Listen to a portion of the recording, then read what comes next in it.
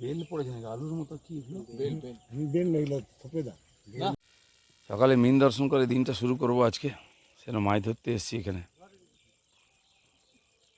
মাছ কি ধরা না এর অন্য কিছু আছে? আজ মাছই ধরছি, বাকি ধরা তো হয়েই গেছে। বৃহস্পতিবার প্রচারের শেষ দিনে বাঁকুড়া শহর সংলগ্ন ধলডাঙ্গা মোড়ের একটি পুকুরে ছিপ হাতে নেমে পড়লেন বিজেপি নেতা দিলীপ ঘোষ। ওই পুকুর থেকে একটি মাছও ধরতে দেখা যায় তাকে। পাশাপাশি তিনি বলেন মিন দর্শন করেই দিন শুরু করবেন, বাকি ধরা ইতিমধ্যেই হয়ে গেছে। একই সঙ্গে তার দাবি বিজেপি নাকি জিতে গেছে, শুধুমাত্র আসন সংখ্যাটা 4 তারিখ জানা যাবে বলে তিনি জানান।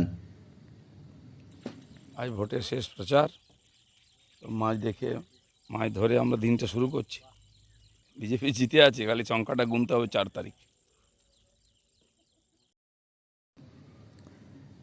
সকাল সকাল বাঁকুড়ায় প্রচারে বেরিয়ে সবজি ক্ষেতের সবজি সংগ্রহ এবং বড়শি দিয়ে মাছ ধরা, এই দুই কাজ করলেন বর্ধমান দুর্গাপুর লোকসভার বিজেপি প্রার্থী দিলীপ ঘোষ। মাছেরা সাধারণত সকালের দিকে শান্ত পুকুরে থাকে, তাই এই সময় মাছ ধরলে ছিপে মাছ পড়ার সম্ভাবনাও বেশি থাকে। সেই কারণেই সকাল সকাল মাছ ধরলেন তিনি। পাশাপাশি একটি কৃষক পরিবার তুলে দিল টাটকা নোটে শাক, উচ্ছে, বেগুন, বরবটি এবং ঝিঙে।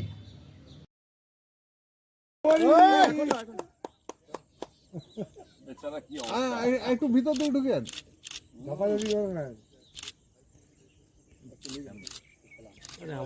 দিলীপ ঘোষ বলেন কিশোর বয়সেই তিনি বাড়ি ছেড়েছেন, কিন্তু গ্রামে গঞ্জে মায়েরা যখন স্নেহ ভরে তার হাতে খাবার আমন্ত্রণ জানান এবং যত্ন করে ক্ষেতের সবজি তুলে দেন, তখনই গ্রাম বাংলার ঘরের কথা মনে পড়ে যায় তার। 25 তারিখ নির্বাচন। বাঁকুড়ায় ইতিমধ্যে প্রার্থীরা শুরু করেছেন তাদের শেষ নির্বাচনী প্রচার। বাঁকুড়ায় ভোটের প্রচারে এসেছেন দিলীপ ঘোষ। ইতিমধ্যেই চমক সৃষ্টি করার চেষ্টা তার তরফ থেকে। মাছ ধরে এবং সবজি সংগ্রহ করে নিজের গ্রাম বাংলা জীবনে ফিরে গেলেন তিনি। বাঁকুড়া থেকে নীলাঞ্জন ব্যানার্জির রিপোর্ট, লোকাল 18 বাংলা।